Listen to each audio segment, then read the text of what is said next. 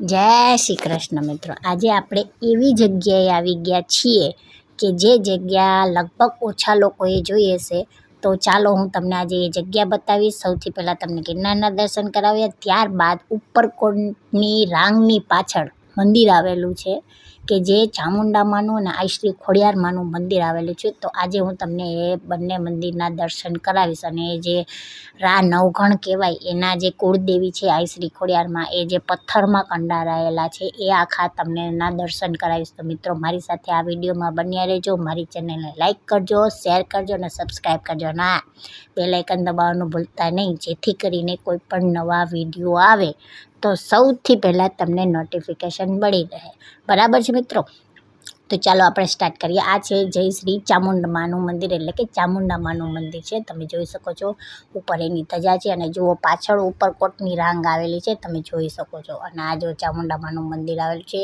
આગળ સિંહ બિરાજે છે, એમનો જે વાહન છે ચામુંડામાનું, એ સિંહ અહીંયા આગળ બિરાજે છે. અને ત્યારબાદ એના મંદિરના દર્શન થશે. મિત્રો મંદિર નાનકડું છે, બહુ ઓછા લોકોએ આ જગ્યા જોયેલી છે. એટલે જ્યારે પણ તમે અહીંયા આવો તો જરૂરથી આવજો. ગિરનાર દરવાજાની એક્ઝેક્ટ સામે આ મંદિર આવેલું, આગળ રસ્તો જાય છે એ ત્યાં આ મંદિર આવેલું છે. ઉપરકોટની રાંગની પાછળ આ મંદિર આવેલું છે મિત્રો. તો તમે એકવાર જરૂરથી અવશ્ય આ મુલાકાત લેજો. જુઓ આ ચામુંડમાના તમને સરસ મજાના દર્શન થશે, જોઈ લ્યો તમે મિત્રો.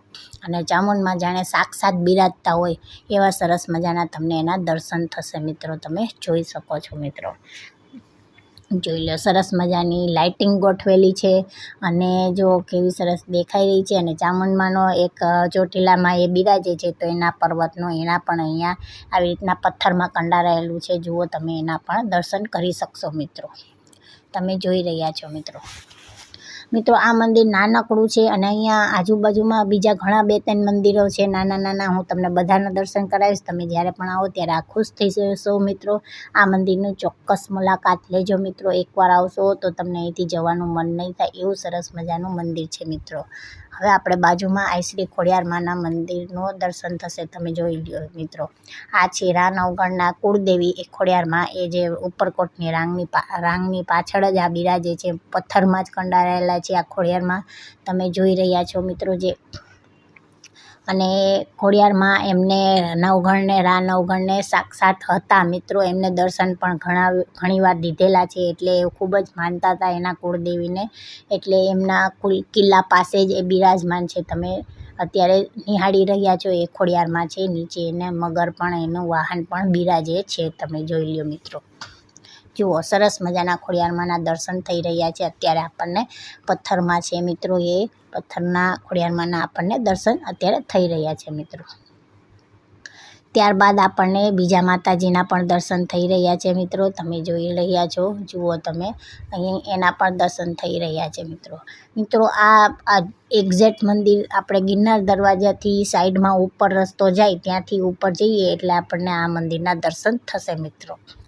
ગોપાલધામ મંદિર છે એ વાળો રસ્તો ઉપર ચડીએ એટલે મિત્રો આ મંદિર તમને મળી જશે મિત્રો. ત્યાં કોઈને પણ પૂછશો એટલે આ મંદિરના દર્શન થશે મિત્રો.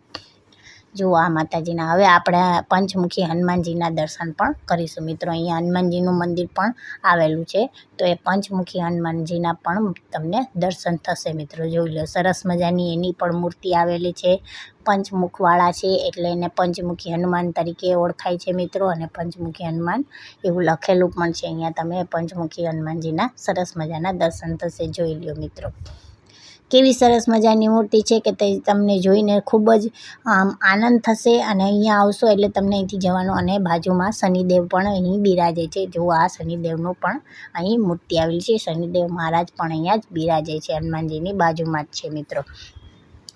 મિત્રો શનિદેવનું ખૂબ જ ઓછું મંદિર હોય છે, પણ અહીંયા આ મંદિરમાં શનિદેવના પણ દર્શન તમને થઈ શકે છે મિત્રો. અને અહીંયા બાજુમાં છે મહાદેવ, આપણા મહાદેવ પણ બિરાજે છે મિત્રો. આ શંકર ભગવાનના દર્શન પણ તમને અહીંયા થશે મિત્રો. અહીં મહાદેવના પણ મંદિર આવેલું છે મિત્રો. નાનું એવું મંદિર છે પણ સરસ મજાનું મંદિર છે. આપણને મહાદેવના પણ દર્શન થશે મિત્રો. તમે જોઈ રહ્યા છો અત્યારે મહાદેવના સરસ મજાના દર્શન કર્યા. જુઓ નાની શિવલિંગ છે પણ, અને આ આખું એનું મેદાન છે મિત્રો. જુઓ ચોગાન છે અને ચોગાનમાં મોટો સરસ મજાનો ત્રિશૂલ પણ બિરાજે છે કે જેથી કરીને તમે એને નિહાળી શકો. એ ત્રિશૂલ પણ ઘણું મોટું છે મિત્રો. એ ત્રિશૂલના પણ સરસ મજાના દર્શન થઈ રહ્યા છે. જો આ ઉપરકોટનો આખો કિલ્લાની રાંગ આવેલી છે. એ રાંગ પાસે જ આ મંદિર, એની પાછળના ભાગમાં જ આ મંદિર આવેલું છે. જો સરસ મજાનું ત્રિશૂલ પણ તમને મોટું એવું દેખાશે મિત્રો, જોઈ લો. અને ઝાડવાની આસપાસમાં એ આ ઉપરકોટના કિલ્લાની રાંગમાં જ આ મંદિર આવેલું છે મિત્રો. જો અહીં ખૂબ જ ઓછા લોકોને આ જગ્યાની ખબર છે, એટલે જ્યારે પણ તમે અહીંયા આવો તો જરૂર ત્યાંના દર્શન કરશો. ત્યાં સુધી ચાલો નવા વિડીયોમાં મળીએ, ત્યાં સુધી આવજો.